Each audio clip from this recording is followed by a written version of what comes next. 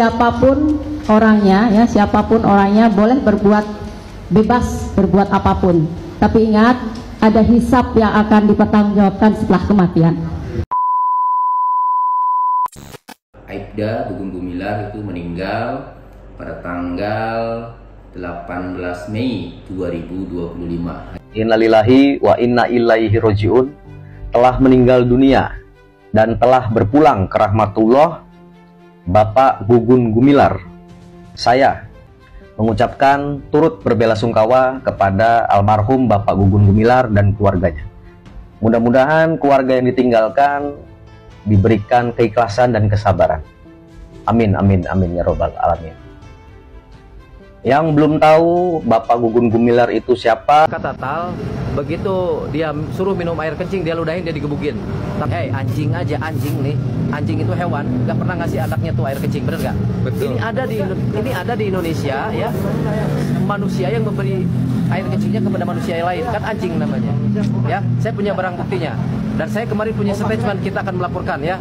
Untuk penyidik-penyidik yang sudah ada berkasnya di saya, dan ternyata orang itu kalau punya BAP Rudiana itu orangnya tuh ya, kalau ada BAP Rudiana itu orangnya disebut di persidangan, siapa Gugun, siapa ini segala macam ya. Ini adalah nama yang disebut oleh saksi atas nama Rinaldi di Pengadilan Negeri Cirebon ya, pada waktu sidang PK berjalan di Pengadilan Negeri Cirebon ya. Ini cuplikannya. Siapa yang paling jahat? Ya itu namanya, kenal saya, orang dua itu Pak, namanya Aris Papua sama Gugun. Saudara masih ingat siapa yang memukuli saudara dari sore? Siapa aja? Coba sebutkan. Namanya Aris Papua sama Gugun. Dan pernah disambangi oleh wartawan Kak Fristian. Saya lupa nama panjangnya, saya lupa nama channelnya, yang pasti itu namanya Kak Fristian. Pernah menyambangi rumahnya almarhum Bapak Gugum Gumilar untuk dimintai keterangan dan informasinya. Ternyata almarhum lebih memilih menghindar dari wartawan tersebut ya. Ini dia cuplikannya. Itu dia. Apa Gugun bukan dia?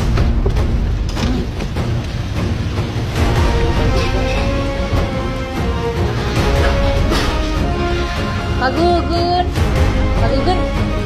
Gugun, maaf boleh nanya nggak Pak? Pak, justru kita mau kasih kesempatan ke Bapak loh untuk terang. Pak Gugun. Jadi hingga saat ini kita sebagai netizen ya, netizen Indonesia belum sempat mendapat informasi apapun dari almarhum ya. Hingga saat ini kasus Vina dan Eki terutama terfokuskan untuk 7 terpidana. Sampai detik ini belum ada penyelesaiannya ya. Sampai pada waktu itu ada yang melakukan demo ke DPR RI di Jakarta sana ya, dari Cirebon berangkat juga ke sana. Sampai sekarang belum ada jawabannya ya. Jadi mohon untuk semua pihak yang berwenang, coba ditengok kembali kasus Vina dan Eki ya, terutama untuk 7 terpidana. Oke, jadi saya malah teringat ya ucapan dari hakim yang waktu ngurus PK Sakatatal dan 7 terpidana ya di Pengadilan Negeri Cirebon itu sempat mengucapkan, jujur saya merinding ya, sempat mengucapkan kalimat seperti ini. Ini cuplikannya. Siapapun orangnya ya, siapapun orangnya boleh berbuat bebas berbuat apapun, tapi ingat ada hisab yang akan dipertanggungjawabkan setelah kematian. Ucapan dari hakim ya pada waktu itu ya, jujur saya merinding ya. Ya wallahualam ya, itu urusannya Allah sama manusianya ya. Nah, saya minta di sini untuk pihak-pihak yang berwenang, terutama gubernur kita Bapak KDM Kang Deddy Mulyadi, mohon Pak, jangan sampai melupakan kasus Vina dan Eki, terutama di 7 terpidana ini Pak ya. Kami memohon dengan sangat, walaupun saya juga sudah tidak mengangkat kasus Vina dan Eki lagi, tapi tetap di dalam hati saya tetap menginginkan 7 terpidana itu bebas, sebebas-bebasnya tanpa syarat. Ya Pak, mudah-mudahan semua pihak yang terlibat, semua pihak yang sudah ikut membantu, mudah-mudahan diberikan berkah lah yang lebih oleh Allah Subhanahu wa Ta'ala. Kabarnya sih kena serangan jantung gitu ya.